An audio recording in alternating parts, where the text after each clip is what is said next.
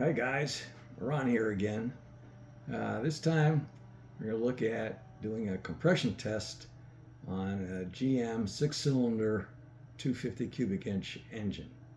I know there's lots of videos and information on doing a compression test, but this one is specific to the 6-cylinder 250. And spoiler alert, you need one of these.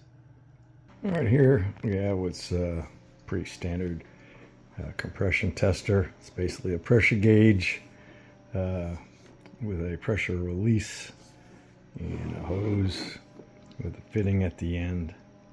And this fitting comes off to expose the smaller one. This is 18 millimeter. The one underneath is 14 millimeter. For the Chevy straight 6 250 cubic inch, we need the 14 inch underneath. But the problem you see here is you've only got maybe a ½ inch of threads and then the collar and O-ring. And here you can see the 14 millimeter that came underneath the larger one, and it's pretty much the same, about a ½ inch of threads and then the collar and O-ring. One of the things I love about the straight 6 in this C10 is look at all the room in the engine compartment. You can crawl in there with the engine and work on it whatever you want.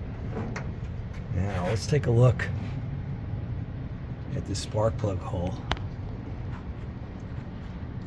See if we get the detail okay. Basically,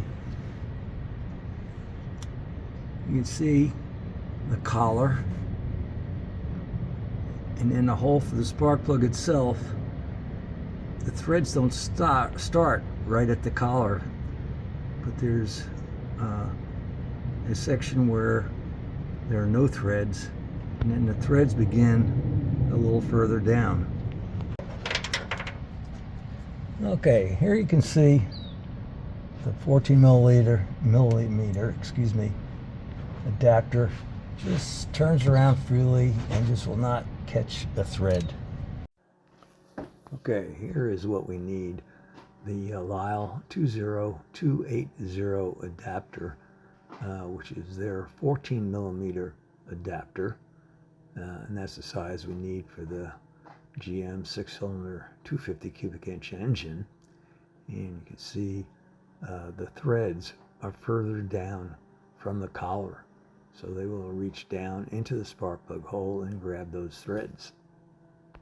Okay, here you can see the long reach spark plug that came out of the engine and the adapter next to it. And you can see the threads are further down from the collar and not so far down that they reach into the combustion chamber. Perfect. Well, we add the adapter.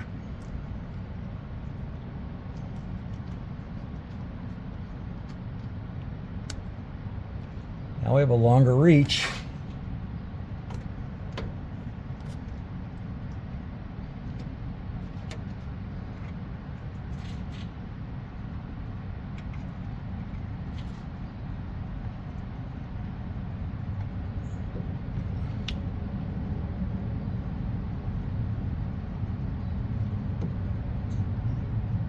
There we go. Nice and snug. Perfect. Alright, the first thing we're going to do is plug off the fuel supply, and then we'll start the engine and run the float dry so that while we're doing a compression test we're not sucking in a whole bunch of fuel. Yeah, next we'll jam the throttle full open so when we run the compression test you can suck in air to compress. We've got our remote starter button hooked up down to the starter solenoid and the positive on the battery, so we can turn over the engine with the ignition off. Okay, here we go with cylinder 1.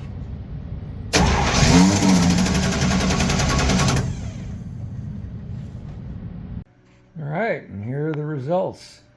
A low of 145 psi and a high of 159.